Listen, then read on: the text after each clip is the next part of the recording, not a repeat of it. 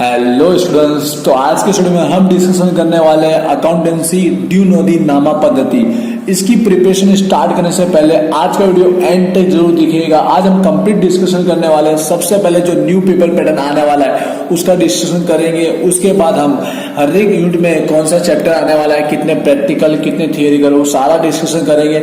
और सबसे मेन, अगर 50 मार्क का पेपर है तो भाई कौन से 2 यूनिट हमको करने चाहिए जिससे हम कम टाइम के अंदर भी अच्छे मार्क ला सके।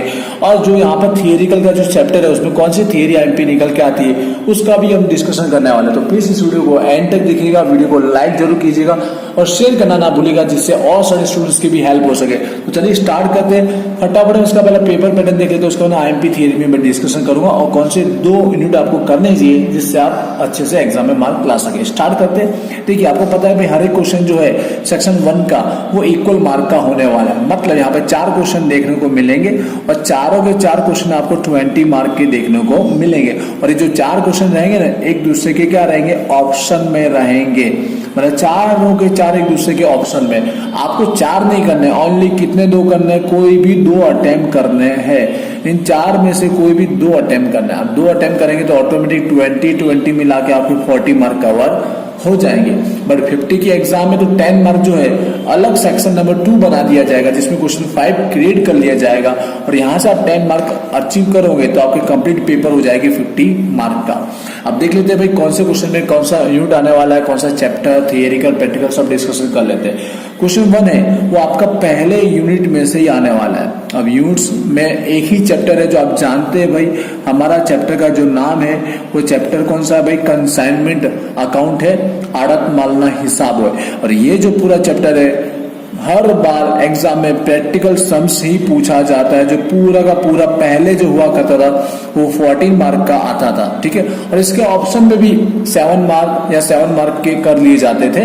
बट अब यहाँ 20 मार्क का होने जा रहा है। यही 14 मार्क डायरेक्ट कितने का हो जाएगा, 20 मार्क का हो जाएगा। बट इसके ऑप्शन में दूसरा कोई सम्स देखने को नहीं मिलेगा, मतलब एक ही सम्स देखने को मिलेगा। इस चैप्टर में से अगर आएगा तो कोई एक ही सम्स आएगा, उसके और में दूसरा सम्स आएगा नहीं, क्योंकि सारे क्या है एक दूसरे के ऑप्शन में। इसके लिए अगर एक चैप्टर में से एक क्वेश्चन आ रहा है तो उसके ऑप्शन में दूसरा नहीं आएगा।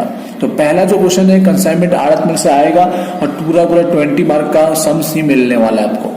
दूसरा जो क्वेश्चन निकल के आएगा आप समझ गए होंगे, इसी तरह से यूनिट नंबर 2 में से निकल के आएगा जो हमारा ब्रांच अकाउंट के रिलेटेड है, मतलब शाखा ना हिसाब हो।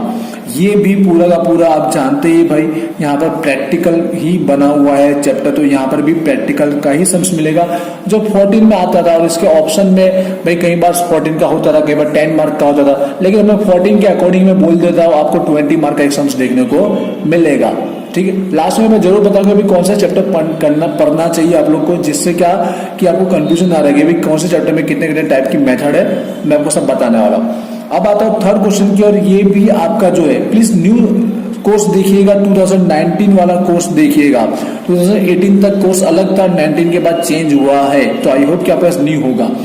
क्वेश्चन नंबर 3 जो आपका आने वाला है वो आपका ज्वाइंट वेंचर से आने वाला है। कौन से चैप्टर से आएगा, ज्वाइंट वेंचर से आने वाला, मतलब रास ना हिसाब। ये चैप्टर भी अभी तक हर एग्जाम में कैसा पूछा गया है, प्रैक्टिकल ही एक क्वेश्चन पूछा गया है जो 14 मार्क में आता ही था, उसके ऑप्शन में 7 मार्क कर दिए जाते हैं, लेकिन 14 का कितने मार्क में हो जाएगा, 20 मार्क में आपका कन्वर्ट हो जाएगा। तो ये तीनों दिन क्या रहे थे, प्रैक्टिकल रहेंगे। और क्वेश्चन 4 जो निकल के आता है, अब जो कंप्यूटर की थियरी आने वाली है, ठीक है, कंप्यूटर अकाउंटिंग आने वाला है, जिसमें पूरा का पूरा आपको थियरी के ही क्वेश्चन देखने को मिलेंगे। आपने बुक देखी होगी, आपको पता ही होगा। तो यहाँ से 20 मार्क आपको थियरी देखने को मिलेगा।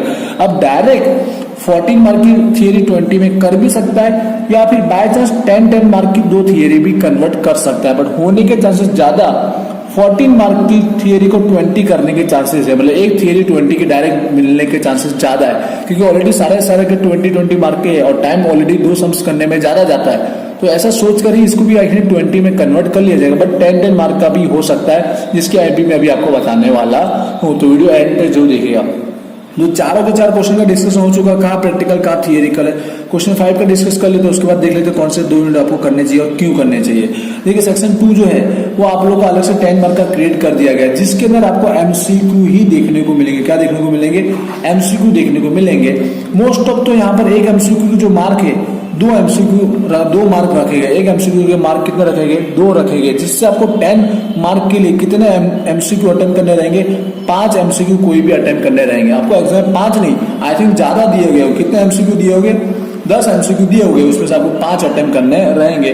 बट पहले वही लिखिएगा 5 जो आपको अच्छे से आते हैं। अब इसमें सारे चैप्टर का मिक्सअप रहेगा। कंप्यूटर के रिलेटेड भी 2-3 थियरी रहेगी, इनका भी रिलेटेड सब थियरी रहने वाले, हर एक चैप्टर से रिलेटेड थियरी आने वाली है, जिसमें प्रैक्टिकल सम्स भी इन्वॉल्व कर लिया जा सकता है, या फिर जो थियरिकल बेस होता है, रूल्स बेस, वो भी इसमें आ सकता है।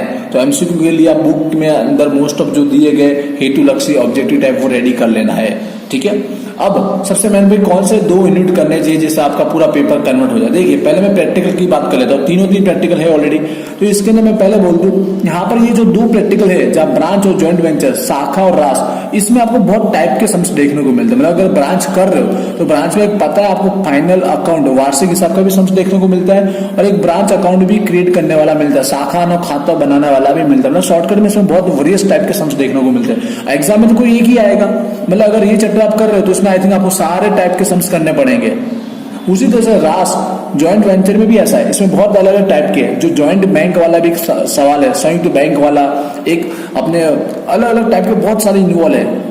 तो आपको जब ये चैप्टर करना तो इसमें भी आपको बहुत सारे टॉपिक करने पड़ते हैं, क्योंकि एग्जाम में कोई एक ही देखने को मिलेगा और हमको पता नहीं किसी भी टाइप का आ सकता है। तो पहला चॉइस तो मेरा रहेगा कंसाइनमेंट, पहला मेरा फर्स्ट चॉइस रहेगा कंसाइनमेंट, क्योंकि इसमें जो 14 मार्क का अक्सर आता है उसमें सारे टॉपिक साथ में आते हैं। अब 14 मार्क का सबसे अगर कर रहे हो ना, तो उसमें से आपको मार्किंग में से 7 या 8 पॉइंट आपको इजीली आते ही होंगे। माना कि 1-2 पॉइंट हार्ड आया, लेकिन 14 या जो 20 हो जाएगा, इसमें से आपको 80% तो सम्स आ रहा ही होगा। हर एक में सेमी कैटेगरी का होता है, तो आप कुछ ना कुछ 20 में से 16 मार्क तो अचीव कर ही पाएंगे, ये डेफिनेटली है, ठीक है। तो इसलिए मैं बोल रहा हूँ भाई ये चैप्टर आपको कर ही लेना चाहिए। इसमें कम से कम 4 से 5 सम्स गिनोगे तो पूरा चैप्टर आपको आ जाएगा। तो पहला चॉइस है भाई आड़तमाल कंसाइनमेंट कर लेना। दूसरा थियरी को मैं दूंगा प्रायोरिटी, क्योंकि भाई इसकी थियरी इतनी ईजी है ना भाई कंप्यूटर की, जिसमें आप सब लिख सकते हो, आप सब लिख सकते हो इजीली। तो ये थियरी तो पढ़ के जाना ही चाहिए, सपोर्ट के रूप में हर एक को पढ़ के जाना चाहिए। जिनको सम्स नहीं आते उनको भी पढ़ना, जिनको सम्स आते हैं उनको भी थियरी पढ़ के जाना चाहिए। 2 तो बता दिए, बट एक और रेडी जरूर करके जाना, क्योंकि अगर सम्स में कुछ ऐसा प्रॉब्लम हो गया, वैसे तो नॉर्मल इजी आने वाला है सम्स, तो एक्स्ट्रा इन दोनों में से कोई एक रेडी और करके चले जाना। रेडी मतलब देख के जाना, कि जैसे अगर शाखा ब्रांच आता है आपको तो वो देख के चले जाइए, जॉइंट वेंचर आता है वो देख के चलिए। पर ये 2 ऐसे जो आप कर लोगे तो आराम से फटाफट जल्दी में हो जाएगा। मतलब आप 10 दिन की प्रिपरेशन से भी आपका काम हो जाएगा। इसमें 5 दिन दोगे तो आपका रेडी हो जाएगा, इसमें 2 दिन दोगे तो 1 वीक के अंदर आपका ये कंप्लीट हो सकता है। एक्स्ट्रा आप अपनी मर्जी से प्रिपरेशन कर लीजिए। और लास्ट में आते हैं भाई आईएमपी कंप्यूटर की थियरी को लेकर बात कर लेता हूँ। देखिए कंप्यूटर थ्योरी वैसे भी आपने स्टैंडर्ड 11 में अगर आई थिंक देखा होगा, आपकी स्टैंडर्ड 11 में कंप्यूटर का पूरा एक चैप्टर दिया गया, तो बस वही पूरा यहाँ पर दिया गया है, कुछ ज्यादा नहीं है। तो स्टार्टिंग में कंप्यूटर का सबसे पहले जो 3 टॉपिक निकल के आते हैं, साथ में कंबाइन करके पूछे जा सकता है। उपयोगिता मर्यादा, यूटिलिटी या यूजफुलनेस, लिमिटेशन, और एक मूलभूत अंग आता है, कंपोनेंट आते हैं, ठीक है, जिसमें आप जानते हैं इनपुट, आउटपुट और सीपीयू, ये टॉपिक आते हैं। तो ये तीनों टॉपिक को एक बार आपको अच्छे से पढ़ ही लेना चाहिए, और ये बेसिक नॉलेज वाले भी है, तो ये तो पढ़ ही लेना चाहिए, इसमें क्या है, ठीक है। तो ये थ्योरी निकलती है। दूसरी जो आईपी थ्योरी निकलती है, ध्यान रखिए ये एक ही टॉपिक है, अकाउंटिंग इंफॉर्मेशन सिस्टम और मैनेजमेंट इंफॉर्मेशन सिस्टम। ये दोनों के बारे में पैराग्राफ लंबा चौड़ा दिया गया है। इसमें से डिफरेंस बना के भी पूछा जा सकता है, या इनके बारे में डिटेल में लिखो, ये भी पूछा जा सकता है। हिसाबी माहिती पद्धति और संचालित माहिती पद्धति, इन दोनों के बीच का डिफरेंस, तफावत पूछा जाता है। ये 2 क्वेश्चन आपको पढ़नी है। थर्ड जो टॉपिक निकलता आता है, क्योंकि टैली वाला भी है, इसमें कंप्यूटर के अंदर टैली के रिलेटेड बहुत सारे टॉपिक दिए गए। अब टैली का जो वर्जन एक्चुअली बुक में दिया है वो 7.2 वर्जन दिया गया। तो इस वर्जन के अकॉर्डिंग आपको कोई भी टॉपिक पूछा जा सकता है। मतलब कि आपको कोई न्यू कंपनी क्रिएट करना है तो उसके बारे में आपको बताना है कि टैली में न्यू कंपनी क्रिएट कैसे होती है, नवी को भी कंपनी बनाना तो कैसे क्रिएट होगा वो, या फिर आप परचेस या सेल के जो एंट्री करते हो, परचेस सेल्स, खरीदी और बेचान के जो टॉपिक करते हो वो कैसे होगा, वो पूछा जा सकता है। इसमें फिक्स नहीं है कौन सा आ सकता है, ठीक है, पर ये एक बार देख के चलो जा रहा है। इन दोनों में से तो ऐसे तो देखने को मिल ही जाएगा आपको, बट ये एक बार टैली का भी थोड़ा टॉपिक देख के चले जाना, ऊपर से देख के चले जाना, जिससे आपको रिस्क ना रहे जो ये रूट कर रहे हैं वो। तो यहाँ पर ये आईपी भी होगी डिस्कस। तो आई होप ये कंप्लीट डिस्कशन हो चुका है, जिससे आपको कंप्लीट हेल्प हो चुकी होगी। अब आप इजीली तैयारी कर पाएंगे। तो इस वीडियो को लाइक और शेयर जरूर कीजिएगा। क्वेरी रहती है तो इस वीडियो के नीचे मुझे कमेंट करके जरूर बताइएगा। और प्लेलिस्ट ऑलरेडी मैंने बना कर रखी, आप चेकआउट कीजिएगा, आपके वीडियो ऑलरेडी अपलोड हो चुके हैं। और कोई वीडियो चाहते हैं तो मुझे कमेंट करके जरूर बताइएगा। तो चलिए मिलते हैं नेक्स्ट वीडियो में एग्जाम के लिए। Wish you all the best.